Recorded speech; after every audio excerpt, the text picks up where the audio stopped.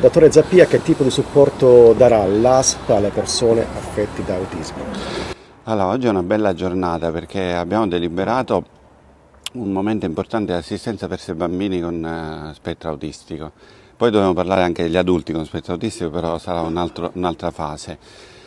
Noi come ASP, già molto prima che arrivassi io, mi pare nel 2016, avevamo un'assistenza verso i bambini autistici che si limitava ai centri diurni. Però come numero e come territorio non avevamo la copertura provinciale. Quindi su sollecitazioni di tante associazioni, ma anche perché sono cose nelle quali credo personalmente e sono contento di averle fatte, riusciamo con questa delibera che è stata fatta, che adesso vi dico quali sono le azioni che sono contenute in essa, riusciamo ad assistere i bambini di tutta la provincia, perché abbiamo suddiviso una cifra che abbiamo a disposizione per legge, dobbiamo accantonare per l'assistenza agli autistici, e abbiamo fatto un bando con una selezione di società cooperative, altra gente che ha il know-how per poter assistere i bambini su tutto il territorio provinciale. Quindi ci saranno delle prestazioni che sostanzialmente sono logopedia, attività educative, neuropsicomotricità, terapia occupazionale, comunque tutta quella che è la riabilitazione neurologica, quindi comportamentale, in ossequio a una tecnica che si chiama ABA, cosiddetta ABA, che riabilita il bambino a riprendere i comportamenti che non ha o che ha perduto. E quindi è una cosa importante per far stare meglio i bambini e ovviamente le famiglie. E noi riusciamo a farla con questa delibera su tutto il territorio provinciale.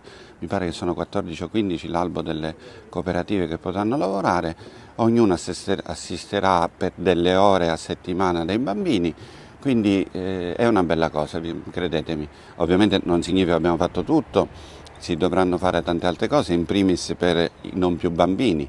Però perché parliamo di bambini? Perché l'autismo rispetto a tante altre patologie, se lo prendi nelle prime fasi, a 1 anno, a 2 anni, a 3 anni, il recupero che ha il bambino è a vista d'occhio, cioè le famiglie si accorgono che il bambino che era tenuto a casa rispetto al bambino che viene trattato 4 ore a settimana, 6 ore a settimana, con logopedia, con riabilitazione, con educazione anche comportamentale, riesce a recuperare a vista d'occhio, quindi questa è una bella cosa.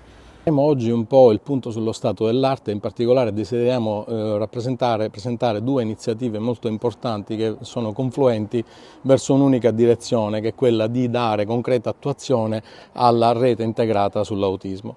Mi riferisco in particolare ad una prima delibera adottata dal direttore Zappia rispetto alla costituzione dei cosiddetti centri ABBA. ABBA è una tecnica, l'ABBA è un acronimo in italiano, sostanzialmente di una tecnica di derivazione cognitivo-comportamentale rispetto alla modifica di alcuni comportamenti disfunzionali o all'acquisizione di nuove abilità dei soggetti affetti da disturbo dello spettro autistico. Abbiamo costituito un albo dove hanno partecipato praticamente diverse associazioni di professionisti e cooperative. Abbiamo ritenuto che 17 di queste cooperative e di queste associazioni avessero i requisiti generali e quindi sono state ritenute idonee.